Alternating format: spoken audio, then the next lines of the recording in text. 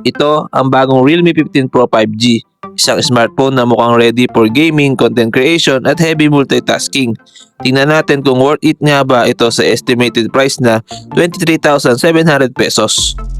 Ang phone na to ay may 6.8-inch Hyperglow 4D Curve Plus display na sobrang premium ang dating. May 144Hz refresh rate kaya super smooth kahit sa scrolling o gaming. At ang brightness umaabot ng 6,500 nits peak. Kahit tirik ang araw, malinaw pa rin ang screen. Protektado rin ito ng Corning Gorilla Glass so hindi agad magagasgasan. Under the hood, gamit nito ang Qualcomm Snapdragon 7 Gen 4 4nm processor paired with Adreno 722 GPU. Kaya nitong i-handle ang mga heavy apps, HD games at even video editing.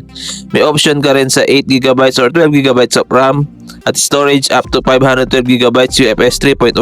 Mabilis magbasa at magsulat ng data so wala kang lag o delay. Para naman sa camera, meron siyang 50MP Sony IMX896 main sensor with OIS para sa steady shots. May 50MP ultra-wide for scenic photos at kaya mag-record ng video up to 4K at 60fps. And yes, may 50MP selfie camera na siya. Kaya mag-record din ng up to 4K at 60fps. Perfect sa vloggers at mobile filmmakers. May massive 7,000 mAh battery ito kaya kahit heavy user ka, aabot ng buong araw. At kung low bat ka na, no problem, meron kang 80W fast charging na kaya mag-charge ng mabilis para balik agad sa action. May IP68, IP69 rating, so dustproof and waterproof. Pwede sa ulan o aksidenteng talsik ng tubig.